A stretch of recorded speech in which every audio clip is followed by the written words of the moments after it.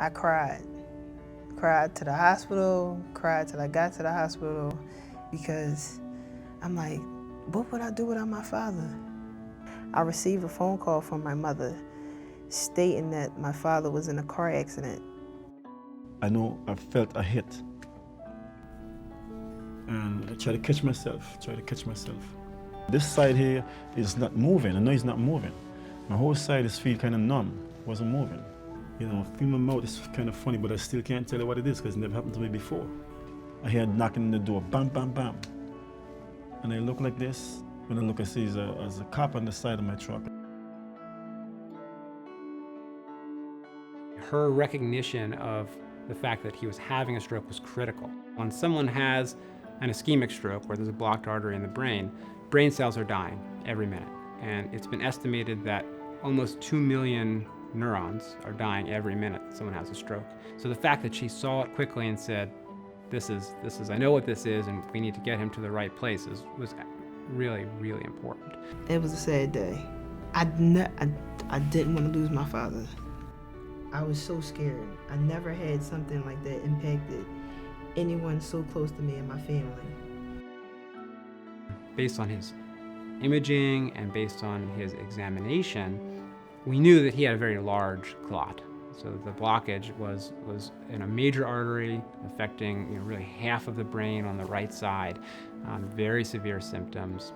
And so we were able to then make the decision that TPA wasn't enough, that we had to proceed with thinking about mechanical thrombectomy, or trying to actually go in there and take out the clot. My goal is to open the blood vessel. So the way we do this kind of procedure is we gain access through a blood vessel in the leg, and we put catheters all the way from the leg vessel up into the brain.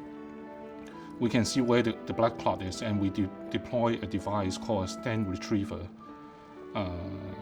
And with another suction device, we're able to open the vessels and remove the blood clot.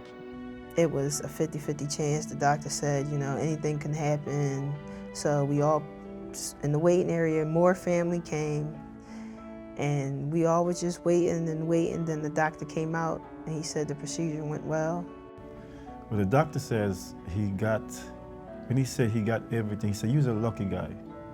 I said, I'm not lucky, I'm blessed.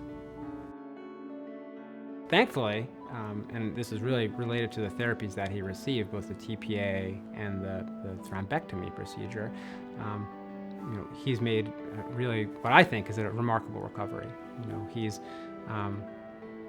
able to be back at home. He's independent in terms of caring for himself. He's a part of his returned to his family, and really has been able to resume the life that he was living before the stroke. He obviously had a big family around him to support him and help him through his recovery, but also, I think it makes his recovery all the more important, right? Because he's able to sort of resume his place in the family, right? And it was a really important place in the family. And so seeing him do well and kind of, be back a part of that is a really wonderful thing.